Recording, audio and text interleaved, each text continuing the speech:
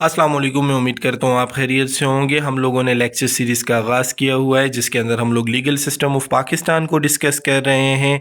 Legal system of Pakistan को discuss करने के बाद हम लोगों ने एग्जेक्टिव ब्रांच को डिस्कस किया था। सबसे पहले हम लोगों ने फेडरल लेवल पर डिस्कस किया, सदर को डिस्कस किया, वज़ीर आज़म को डिस्कस किया। अब हम लोग प्रोविंशियल लेवल पर एग्जेक्टिव ब्रांच को डिस्कस कर रहे हैं जिसके अंदर हम लोगों ने पिछली वीडियो के अंदर गवर्नर को डिस्कस किया। आज की वीडियो के अंदर हम लोग डिस्कस करेंगे चीफ मिनिस्टर यानी कि वजीर आला को। जिस तरीके से आपके पास वजीर आजम हेड ऑफ द गवर्नमेंट होता है कंट्री लेवल पर, बैन इसी तरीके से आपके प्रोविंशियल लेवल पर जो हेड ऑफ द गवर्नमेंट होता है वो वजीर आला होता है। ठीक है, तमाम की तमाम मशीनरी जो कि प्रोविंशियल लेवल पर रन कर रही होती है उसका हेड जो होता है, चेयरपर्सन जो होता है, वो चीफ मिनिस्टर यानी कि वज़ीर आला होता है। रेलेवेंट आर्टिकल कुछ ये हैं कॉन्स्टिट्यूशन ऑफ पाकिस्तान के जो कि वज़ीर आला के साथ डील करते हैं। अब वज़ीर आला जो है उसकी अपॉइंटमेंट कैसे होती है? वज़ीर आला is appointed by the governor on the basis of attaining the confidence of the house. Same as it is जिस तरीके से वज़ीर आज़म की वोटिंग होती है, किसी भी नॉमिनेशन 2 या 3 लोग नॉमिनेट होते हैं, उनके दरमियान वोटिंग होती है और जब तक एक बंदा लीड नहीं करता वोटिंग कंटिन्यू रहती है। ठीक है, उनमें से जो बंदा पहले नंबर पर आता है तो उससे गवर्नर जो है वजीर आला अपॉइंट कर देगा। ठीक है, अगर 2 लोगों की वोटिंग बराबर आ रही है तो वोट दोबारा रिकंडक्ट होंगे, दोबारा बराबर आ रही है तो दोबारा वोट कंडक्ट होंगे। जब तक एक बंदा लीड नहीं करेगा तब तक ये वोटिंग का जो स्केड्यूल है दोबारा से दोबारा रीशेड्यूल होता जाएगा। तो तब तक जब वो बंदा लीड कर जाएगा तो उसके बाद गवर्नर जो है ऑफिशियल गजट के अंदर नोटिफाई कर देगा और वो बंदा जो है वजीर आला उस सूबे का, कंसर्न सूबे का, पंजाब का है तो पंजाब में, खैबर पख्तूनख्वा है तो खैबर पख्तूनख्वा में, सिंध का सिंध में, बलोचिस्तान का बलोचिस्तान में वज़ीर आला मुंतखब हो जाएगा। इसके बाद क्वालिफिकेशंस देखते हैं कि कौन कौन वज़ीर आला बनने के लिए अहल है। कहता है कि वो पाकिस्तान का शहरी होना चाहिए। दूसरे नंबर पर उसकी जो एज है वो 25 साल से ज़्यादा होनी चाहिए, 25 साल से कम नहीं होनी चाहिए। वो इंसॉल्वेंट नहीं होना चाहिए यानी कि दिवालिया नहीं होना चाहिए उसका। वो साउंड माइंडेड होना चाहिए, अनसाउंड माइंड नहीं होना चाहिए। Name should be mentioned in the electoral roll. जो इलेक्शन के लिए जो इलेक्टोरल रोल आता है उसके अंदर उसका नेम मेंशन होना ज़रूरी है। और इसके साथ साथ वो कोई भी ऑफिस ऑफ प्रॉफिट होल्ड ना करता हो।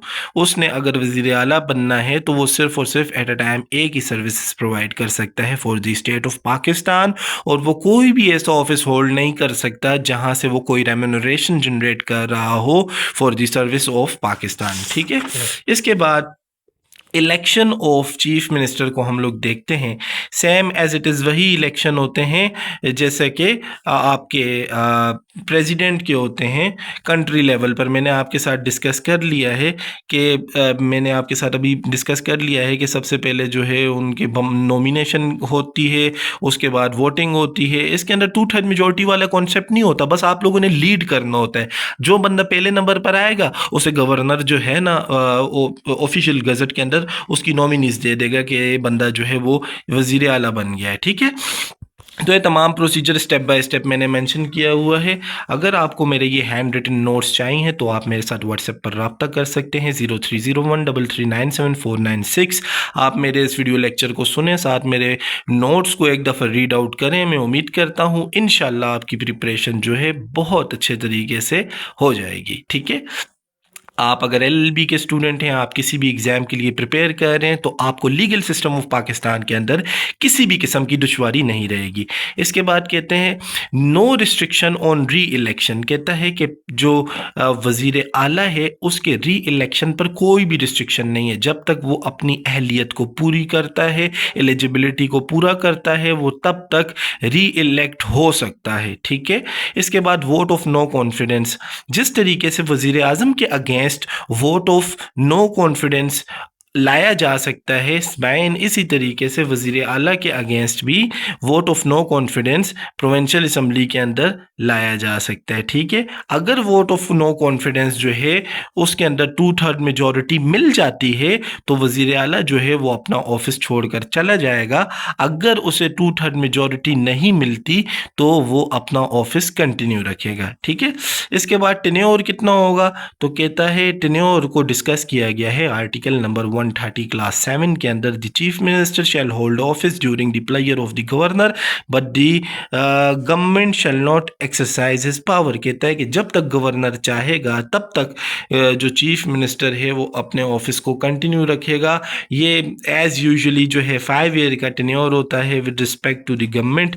इसके बाद जो पावर्स हैं चीफ मिनिस्टर की उसे हम लोग देखते हैं कि जो वज़ीर आला होता है उसकी कौन कौन सी पावर्स होती हैं। Number 1 executive powers. जिस तरीके से कंट्री लेवल पर वज़ीर आज़म के पास एग्जेक्टिव पावर्स होती हैं कि जितने भी एडमिनिस्ट्रेटिव मैटर्स होते हैं उन तमाम के लिए रिस्पॉन्सिबल वज़ीर आला होता है। बायन इसी तरीके से चीफ मिनिस्टर यानी कि वज़ीर आला जो है प्रोविंशियल जितने भी एडमिनिस्ट्रेटिव मैटर्स होते हैं, लॉ एंड ऑर्डर की सिचुएशंस होती हैं, उन तमाम की तमाम के लिए वज़ीर आला जो है वो रिस्पॉन्सिबल होता है प्रोविंशियल लेवल पर।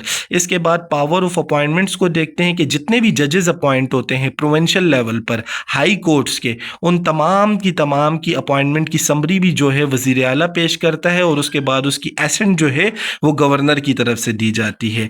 इसके बाद लेजिस्लेटिव पावर को देखते हैं। जिस तरीके से कंट्री लेवल पर वज़ीर आज़म जो है वो लेजिस्लेशन करवा सकता है, बैन इसी तरीके से प्रोविंशियल लेवल पर जो चीफ मिनिस्टर है वो लेजिस्लेशन के लिए अपनी कॉन्सेंट जाहिर कर सकता है और कोई भी लेजिस्लेशन ऐसी पास नहीं हो सकती प्रोविंशियल लेवल पर जिसके अंदर वज़ीर आला जो है वो अपनी मंजूरी ना दे। इसके बाद financial power. Annual budget is prepared under the supervision of chief minister. जितना भी सूबे का एनुअल बजट होता है वो तमाम का तमाम बजट वज़ीर आला की सुपरविजन के अंदर तैयार किया जाता है। इसके बाद जिस तरीके से आपके पास कंट्री लेवल पर वज़ीर आज़म के पास नेशनल असम्बली को डिज़ोल्व करने की पावर है, बैन इसी तरीके से प्रोविंशियल सतह पर जो वज़ीर आला है उसके पास प्रोविंशियल असम्बली को डिज़ोल्व करने की पावर है। वो प्रोविंशियल असम्बली को डिज़ोल्व करने की एडवाइस जो है गवर्नर को करेगा और गवर्नर जो है उस पर एडवाइस पर एक्ट करते हुए प्रोविंशियल असम्बलीज़ को डिज़ोल्व कर देगा। इसके बाद कैबिनेट फॉर्मेशन। कैबिनेट क्या होता है? ग्रुप होता है, टीम होती है, ठीक है, काबीना जिसे कहते हैं।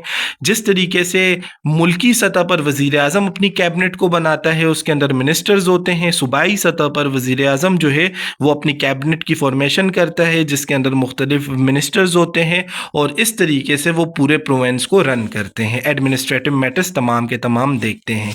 इसके बाद आगे देखते हैं ड्यूटीज़ ऑफ चीफ मिनिस्टर के। चीफ मिनिस्टर की ड्यूटीज़ क्या हैं मैं आपको बताता चलूँ। इसके साथ ही अगर आपको मेरे नोट्स चाहिए तो आप मेरे साथ रब्ता कर सकते हैं। आपको मैं नोट्स का प्रॉपर PDF प्रोवाइड कर दूंगा 030133974996। आप मेरे इस वीडियो लेक्चर को सुने, अपना रफ नोट्स बनाएं, साथ में आपको अपने नोट्स का PDF भेजूंगा। एक दफ़ा आप रीड कर लेंगे तो इंशाल्लाह आपको लीगल सिस्टम ऑफ पाकिस्तान के अंदर कोई भी मसला ना रहेगा।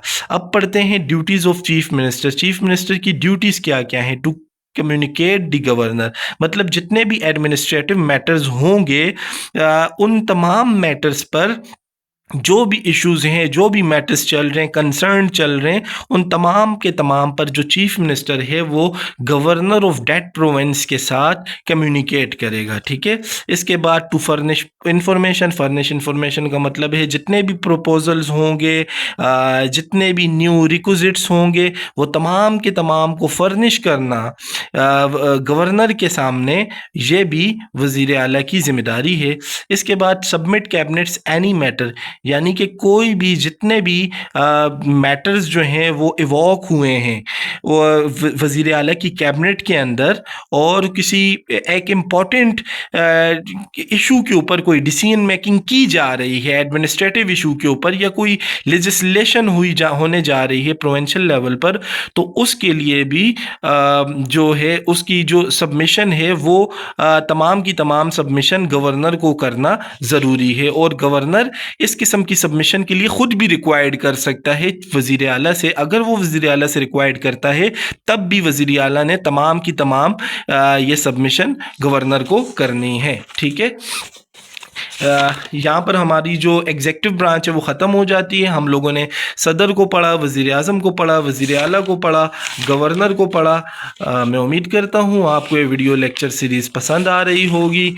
अगली वीडियो के अंदर हम लोग डिस्कस करने जा रहे हैं लेजिस्लेटिव ब्रांच को, यानी कि वो ब्रांच जो कि कानून बनाने के लिए रिस्पॉन्सिबल है।